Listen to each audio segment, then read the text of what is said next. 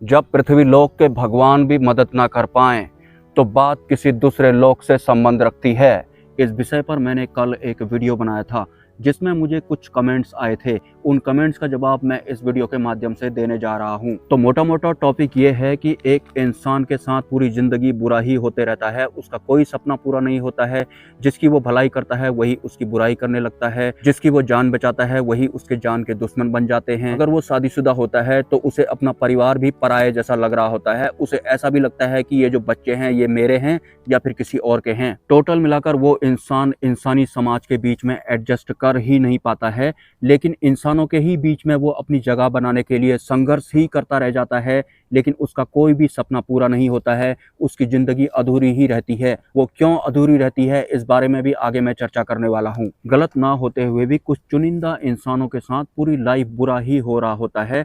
वो हर संभव कोशिश कर चुके होते हैं लेकिन उनका कोई भी प्रयास सफल नहीं होता है, और एक दिन बात यहाँ तक आ जाती है कि उनका भगवान से ही भरोसा उठ जाता है। और तो और उन्हें अपने आप पर भी शक होने लगता है कि कहीं मैं ही गलत तो नहीं हूँ, या फिर मैं ही पागल तो नहीं हूँ, मेरा दिमाग खराब तो नहीं हो गया है, वरना मेरे साथ पूरी जिंदगी बुरा ही क्यों होने में लगा है। तो किसी महानुभाव ने कमेंट भी किया था, या फिर बहुत सारे और भी कमेंट आए थे कि ये सब तो मेरे साथ हो रहा है, आपको जो भी बोलना है डंके की चोट पर बोलना है, क्योंकि मैं ये परेशानी बहुत पहले से झेल रहा हूँ। और किसी भी इंसान को उड़ाकर ले जाने वाले और दोबारा से उसे उसी के स्थान पर रख देने वाले अनुभव को मैं थोड़ा और एक्सटेंड कर देता हूँ। जब किसी इंसान को कोई दूसरी जगत की शक्ति उड़ाकर स्पीड से ले जा रही होती है तो डर के मारे वो अपनी आंख बंद कर लेता है कि अब मैं किसी न किसी चीज से टकराने वाला हूँ। ऐसा होता है या नहीं होता है ये भी आप कमेंट कर देना। और उड़ाकर कुछ इस तरह से ले जाया जा रहा होता है जैसे कि किसी को पीठ से पकड़ा हुआ है और उसके बाद उसे खींचकर बहुत ही गोली की स्पीड में आगे को ले जाया जा रहा होता है, और या तो दोबारा से उसे वहीं पर रख दिया जाता है या फिर उसे किसी पर्टिकुलर स्थान पर जाकर छोड़ दिया जाता है, और उसके बाद वो अनुभव बंद हो जाता है। लेकिन ये एक ऐसा अनुभव होता है कि कोई भी इंसान इसे भूल ही नहीं सकता। वो किसी भी सपने को भूल सकता है या फिर किसी भी अनुभव को भूल सकता है, लेकिन ये एक ऐसा अनुभव होता है जो इंसान उड़ने के दौरान महसूस भी कर रहा होता है, बिल्कुल जैसे कि फिजिकली उसे कोई उठाकर ले जा रहा है। क्या मैं इस अनुभव के बारे में बिल्कुल सही बता रहा हूँ? और जो भी मैं अपने वीडियोज में बताता हूँ, इस YouTube हिस्ट्री में ऐसा कोई भी अनुभव नहीं है जिसकी अनुभूति मैंने ना की हो या फिर जिसको मैंने जिया ना हो। इसलिए भी बहुत सारे अपने वीडियोज में मैं बोलता हूँ कि मेरी जैसी जिंदगी आप में से कोई भी इंसान 3 मिनट भी नहीं जी सकता।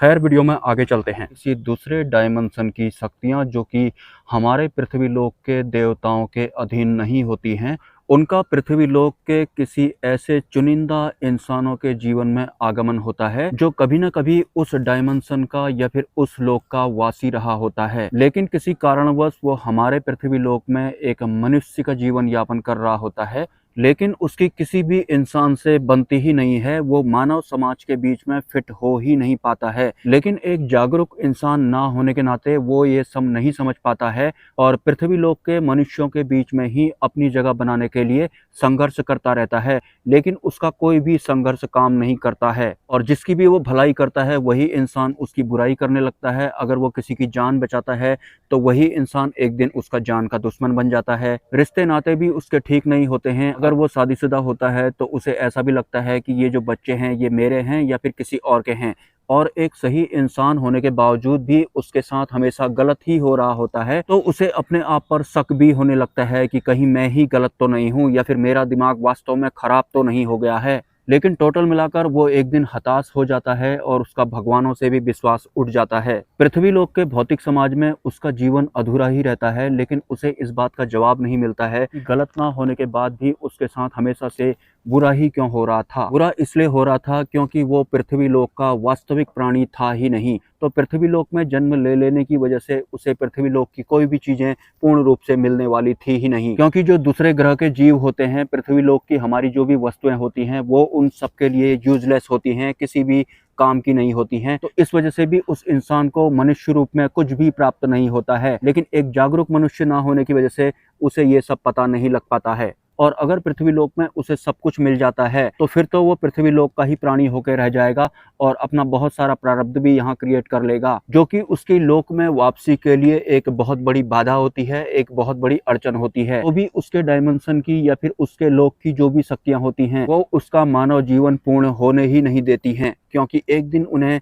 अपने लोक में वापस जाना होता है। और वैसे भी अगर वो किसी इंसान का भला करते हैं तो वो इंसान उल्टा उनकी ही बुराई करने लगता है। तो जो भी लोग इस तरह की प्रॉब्लम से जूझ रहे हैं उन्हें भूल कर भी किसी भी इंसान की मदद नहीं करनी है, क्योंकि इस पृथ्वी लोक में आप जो भी करेंगे उसके विपरीत ही फल आपको प्राप्त होने वाला है, जैसा कि आज तक हुआ है। हाँ, कोई इंसान अगर ईश्वरीय मार्ग पर चल रहा है, परमात्मा का प्रतिनिधित्व करता है, तो उसकी मदद आप जरूर कर सकते हैं, लेकिन एक आम इंसान की मदद आपको भूल के भी नहीं करनी है कि उसके ठीक विपरीत ही फल आपको मिलने वाला है। किसी भी इंसान की मदद ना करना इन द सेंस आपको संकल्पित मदद नहीं करनी है। जैसे कि मैं संकल्प लेता हूं कि मैं इतने लोगों को खाना खिला दूंगा तो उसके बाद मेरा भला हो जाएगा, या फिर आने वाली सर्दी में मैं इतने गरीब लोगों को गर्म कपड़े बांटने का संकल्प लेता हूं, हो सकता है ऐसा करने से मेरे भौतिक जीवन में सुधार होगा। इस तरह की संकल्पित मदद आपको बिल्कुल भी नहीं करनी है। हाँ, नॉर्मली जो होता है उसे आपको होने देना है, मतलब नॉर्मली अगर आप किसी की मदद कर रहे हैं तो वो आप कर सकते हैं, लेकिन संकल्प लेके आपको किसी भी इंसान की मदद नहीं करनी है। अगर आप संकल्पित सहायता करते हैं तो उसकी एवज में आपके साथ ठीक वैसा ही या फिर उससे भी ज्यादा बुरा हो सकता है। आपको किसी भी इंसान की संकल्पित मदद नहीं करनी है, लेकिन आप पशु पक्षियों जानवरों की मदद जरूर कर सकते हैं, उन्हें खाना पीना जरूर खिला सकते हैं।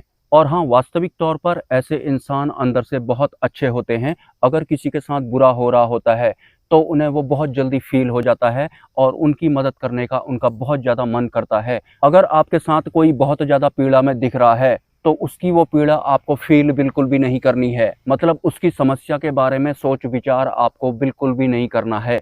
हो सके तो आपको इन चीज़ों से दूरी बनानी है। और ये जो आज मैं बता रहा हूँ ये सिर्फ उन्हीं लोगों पर लागू होता है या फिर उन्हीं लोगों को फॉलो करना है जिन लोगों ने अपनी लाइफ में सुधार करने का आज तक हर संभव प्रयास किया था। उनका भगवान से विश्वास भी टूट गया था, अपने आप से विश्वास भी टूट गया था, लेकिन तब भी उनके मानव जीवन में सुधार नहीं हुआ। और अगर वो साधना के क्षेत्र में भी आते हैं, कोई मंत्र जप करते हैं या फिर ध्यान साधना करते हैं, तो भी उनसे जो पृथ्वी लोक से बाहर की शक्तियां होती हैं वही कनेक्ट होती हैं। 70% उन्हें किसी दूसरे लोक की शक्तियां ही ज्यादा दिखाई पड़ती हैं। और वास्तव में पृथ्वी लोक से बाहर की जो भी शक्तियां आपको दिखाई पड़ती हैं स्वाभाविक तौर पर वो बिल्कुल भी हम इंसानों जैसी नहीं होती हैं। मतलब हमारे इस भौतिक संसार में सरवाइव कर करके जैसे भी हम बन चुके होते हैं उस हिसाब के वो बिल्कुल भी नहीं होते हैं, भले ही उनका जो बॉडी है देखने में इंसान जैसा ही क्यों ना लगे। मतलब उनका स्वभाव कुछ और होता है और हमारा स्वभाव कुछ और ही होता है। और हाँ, उस वीडियो के या फिर इस वीडियो के पार्ट 1 में मुझे बहुत सारे कमेंट्स आए थे कि आपको ये सब कैसे बता,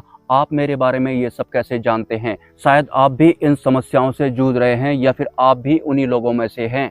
तो पहली बात, शुरुआत से ही मैं अपने बहुत सारे वीडियोज में बोलता आया हूँ कि मेरे जो संकल्प होते हैं वो आम इंसानों की तरह बिल्कुल भी नहीं होते हैं।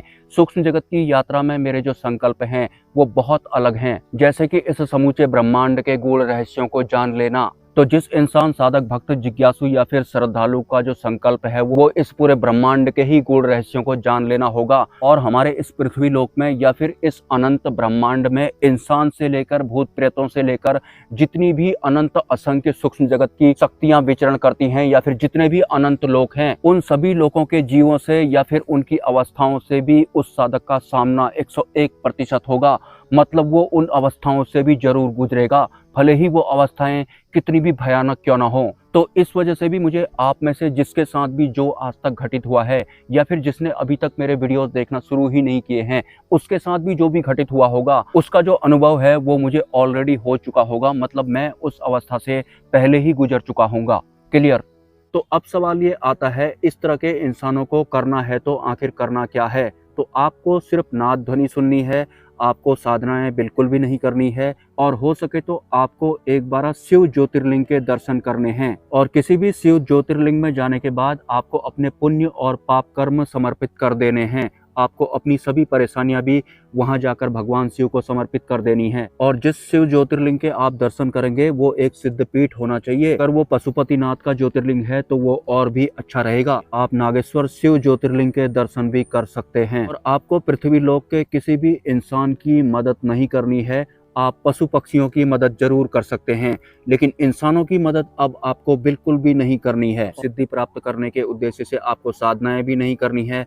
आपको नाद ध्वनि सुननी है, और परमात्मा को भजना है। मतलब आपको शून्यता हर हाल में पकड़कर रखनी है और वही परम सत्य भी होता है। और आपको डरना बिल्कुल भी नहीं है। भले ही कोई शक्ति आपको उड़ा कर ले जाए, लेकिन वो आपको घसीट कर बिल्कुल भी नहीं ले जाती है। हालांकि बहुत सारे इंसानों को ऐसा लगता है कि कोई उन्हें घसीट कर ले जा रहा था, उड़ा कर ले जा रहा था, लेकिन आपको इससे किसी भी तरह का कोई नुकसान नहीं होने वाला है। और उसी वीडियो में मुझे एक कमेंट भी आया था कि सब मनगढ़ंत लग रहा है, सब ख्याली पुलाव लग रहा है।